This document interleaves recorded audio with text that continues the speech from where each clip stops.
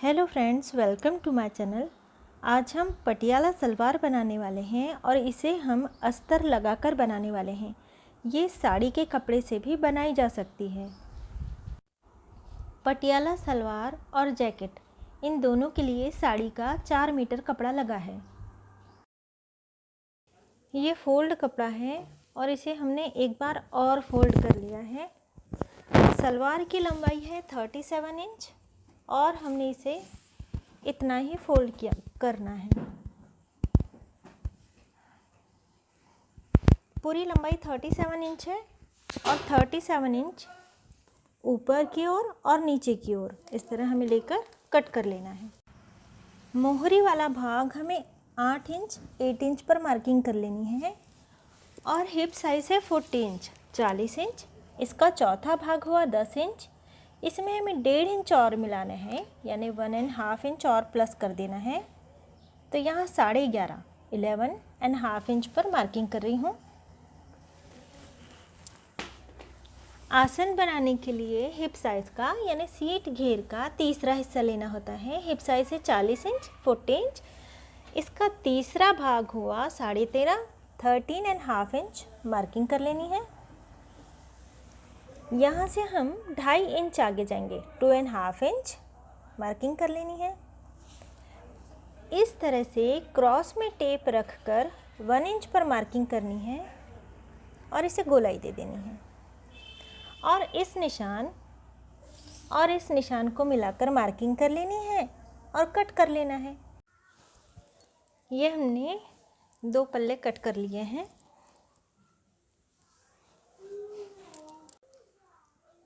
सबसे पहले साड़ी की दोनों ओर की बॉर्डर हमें अलग कर लेनी है और बीच का नाप ले लेना है हमें। ये 38 इंच हो रहा है और हमारी सलवार की लंबाई है 37, इसलिए बराबर है। यदि ये साड़ी का नाप कम पड़े तो बॉर्डर एक ओर की रहने देनी चाहिए, लेकिन हम दोनों ओर की बॉर्डर कट कर लेंगे क्योंकि लंबाई बराबर हो रही है। और इसका पल्लू भी अलग कर लेना है। ये साड़ी का 4 मीटर कपड़ा ले लिया है और इसे फोल्ड कर लिया है। यहाँ से खुला हुआ भाग है। 4 मीटर के 2 टुकड़े कर लिए हैं, 2-2 मीटर के। इस ओर से खुला वाला भाग है, इस ओर से फोल्डिंग वाला है।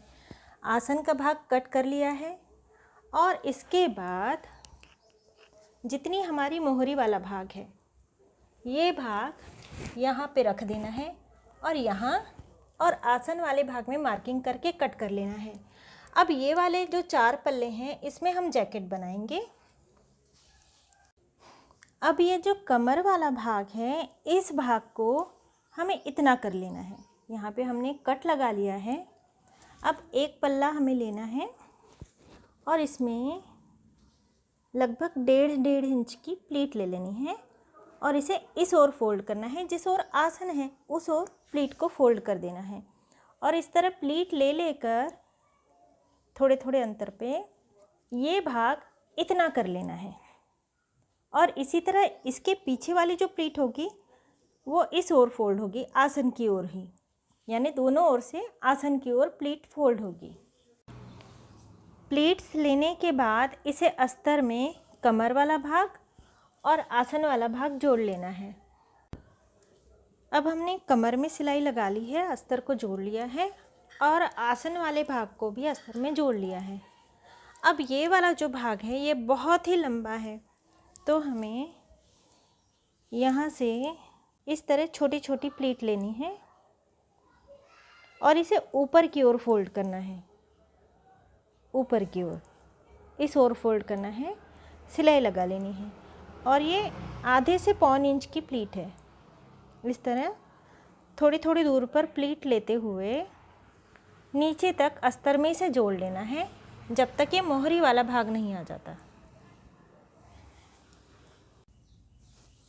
अभी हमने दोनों ओर चुन्नटी ले ली हैं। लगभग यहाँ 6 से 7 इंच का भाग खुला हुआ है और यहाँ भी 5 इंच जितना भाग हमने छोड़ दिया है। इस बिल्कुल बीच वाले भाग में हमने चुन्नटी ली हुई हैं, यहाँ भी और यहाँ भी।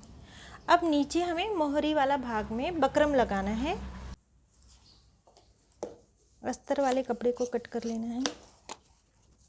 इसके बाद यहाँ मैंने 1.25 इंची बकरम लिया हुआ है। अस्तर वाले कपड़े को यदि आप चाहें तो प्रेस करके इसे चिपका भी सकते हैं, या फिर अस्तर वाले कपड़े को इस तरह रखकर पहले सिल लीजिए। इसके बाद केवल एक सिलाई जितनी जगह से इस कपड़े को कट कर लेना है। पूरी पट्टी को कट कर लेना है, यहाँ सिलाई लगा लेनी है।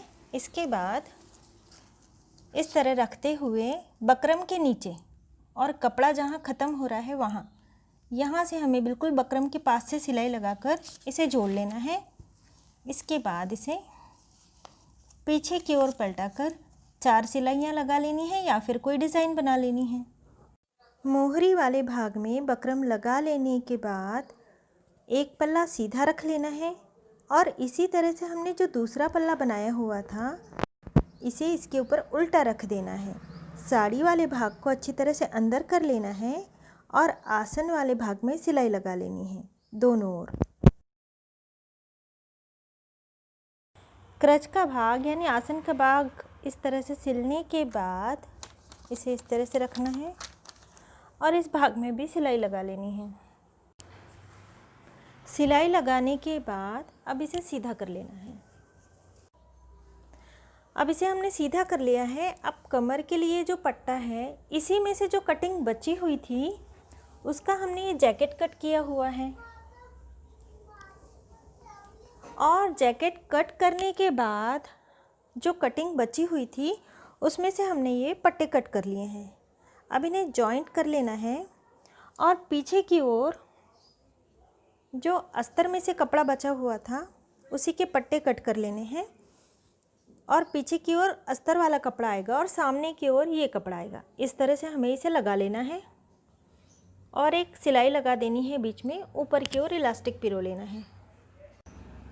यदि आप इस सलवार के ऊपर की इस जैकेट का वीडियो देखना चाहते हैं तो लिंक मैं डिस्क्रिप्शन में दे रही हूँ।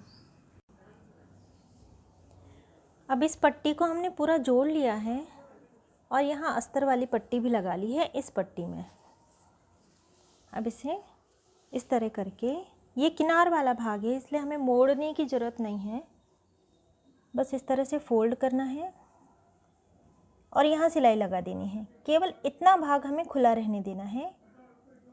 एक सिलाई बिल्कुल ऊपर से लगा लेनी है और एक सिलाई बीच में से लगानी है, और ऊपर वाले हिस्से में हमें इलास्टिक पिरोनी है। ऊपर वाली सिलाई पूरे में गोल रहेगी। यहाँ नीचे जो हम इस पट्टी को जोड़ने के लिए सिलाई लगाएंगे इतना भाग खुला रहेगा, और बीच में की भी सिलाई का इतना भाग खुला रहेगा। इसमें से हम इलास्टिक पिरोएंगे। अब पट्टे में हमने सिलाई लगा ली है। इस ओर साड़ी का कपड़ा हमने लगाया है और इस ओर अस्तर लगाया है। ऊपर वाली पूरी सिलाई है, ये वाला भाग खुला है और ये वाला भाग भी खुला है। अब इलास्टिक हमें लेनी है कमर के नाप से 2 से 3 इंच छोटी।